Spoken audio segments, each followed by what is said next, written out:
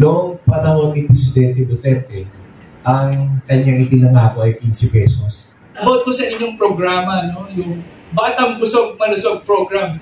Mapaparami natin ang mga eskwelahan na makukover ng BBM Nutrition Program. Tanong ko po ngayon, Secretary Larry Gadon, about ko sa inyong programa, no? Yung Batang Busog Malusog program. Can you give us about any details po about dun sa program? Ang BBM program o Batang Busog Malusog ay inilalaan namin sa mga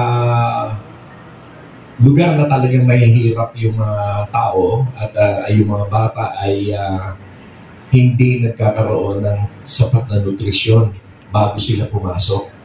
At ang isa sa sanhi kasi ng poverty ay yung hindi pagkakaroon ng magandang edukasyon. Kung mapupuna mo, sinasabi nila na mahirap daw ang Pilipinas, mahirap ang buhay, ganyan. Pero kung pupunta ka sa mga mall, punong-puno. Pag nagpunta ka sa kalye, lahat ng lugar matraffic. Ang daming bagong kotse, ang daming magagandang kotse. Yung mga namimili sa mga mall, makikita mo, mga branded ang mga binibili. No? Ibig sabihin, maraming maganda ang buhay.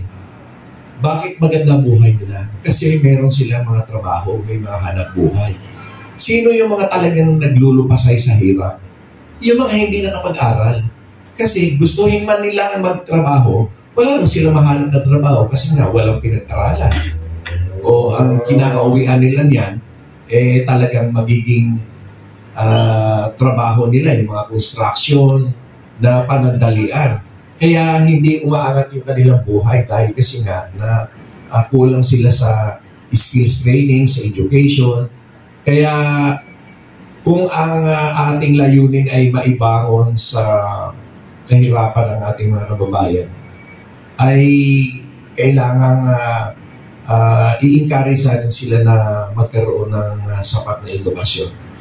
Ang naging isa sa mga na pag-aralan na ang isang dahilan kung bakit na ang mga kabataan, may ibang mga kabataan, lalo na yung talaga nasa mahirap na pamilya, ay hindi nakakapag-aral ng mabuti kasi nga kulang ang kanilang nutrisyon. Kung ang katawan ay mahina ang isip, mahina rin ang pag-iintindi ng mga impormasyon na kailangan pag-aralan sa eskwelahan.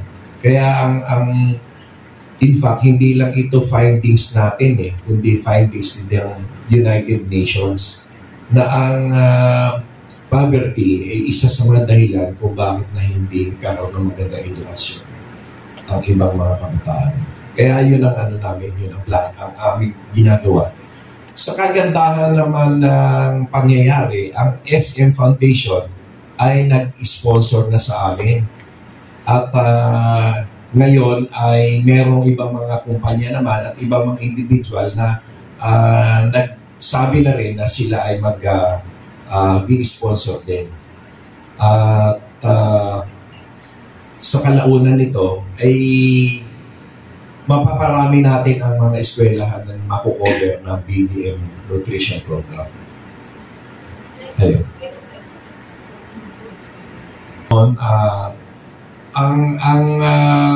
Itong BBM program na ito, nutrition program, ay ang hinihikayat namin dito ay ang pagbigay ng sponsorship sa pamamagitan ng pagbigay ng mga pagkain at mga nutritional products.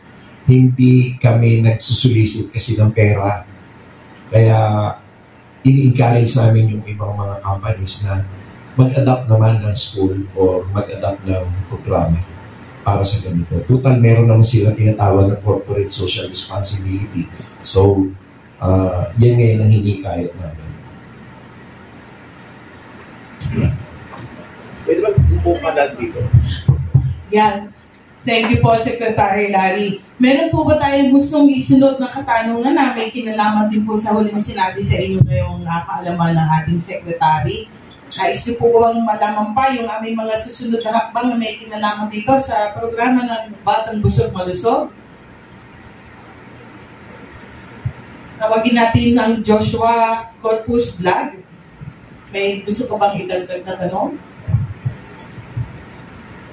Secretary, good afternoon po. Then sa mga kapwa-vloggers ko rin na present dito sa hapon na to. Sir, isa po sa talagang issue ngayon na gusto po namin makahingi ng komento sa inyo mismo na paulit-ulit kasi parang silang plaka, lalong-lalo na yung mga bashers ni Pangulong Bongbong Marcos tungkol po dun sa 20 pesos na bigas.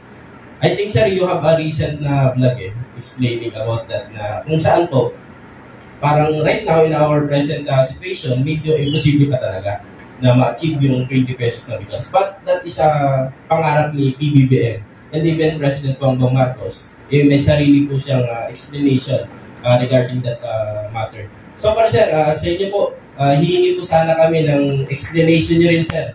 We all know na napaka-maalam po ninyo regarding this matter po, sir. Okay. Lahat naman talaga ng Pangulo ng Pilipinas ay naglalayon na o nagnanais na mapababa ang presyo ng bigas. Noong panahon ni Presidente Duterte, ang kanyang itinangako ay 15 pesos ang bigas. Pero hindi rin natupad. Ito kay President Bongbong Marcos ay sinabi niya na kanyang layunin din na mapababa ang bigas na at least 20 pesos. Pero nung time na pinangako niya yun, hindi naman pangako, kundi yun ang kanyang target. Nung time na yon ay hindi pa lumabas ang problema tungkol sa Ukraine. Bakit kamo napakalaga ng issue ng Ukraine yan sa atin? Kasi yung lahat ng ating mga abono sa agrikultura, yan ay siguro 90% nagagaling sa Ukraine. Kasi sila lang talaga ang nakakapag-produce ng abono na gano'n kamura. Meron din sa Brazil, pero mahal. At ang Brazil naman, ginagamit din nila ng sarili nila sa kanilang rice and corn industry. Kaya yung quota o yung portion na inaalak nila para sa exportation ay maliit din. Yung Ukraine lang talaga ang meron tayong parang napakataas na quota ng pag-import na abono o yung urea. Nagkaroon ng gera. So, zero. Wala tayong nanggagaling na abono galing sa Ukraine. At nagkaroon ng drought. Kahit dito sa Southeast Asian countries, na mga rice-producing countries, like Vietnam, Cambodia, China, India, ay naghigpit ng pag-i-export ng bigas kasi sila rin ay kinukulang or nangangailangan din.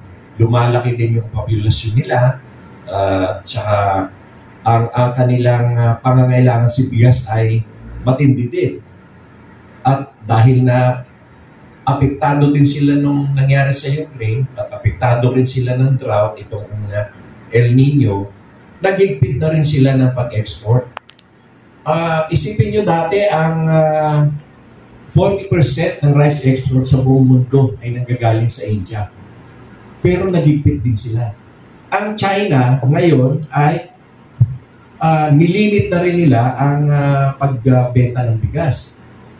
At kaya nga, si Presidente Bongbong Marcos ay noong nakaraang buwan ay nagpunta ng Vietnam dahil na ang Vietnam din ay naghihigpit na rin ng quota ng bigas for export hanggang sa nakipag-usap doon si Presidente upang lamang na patuloy na mabigyan tayo ng mas mataas na quota doon sa bigas.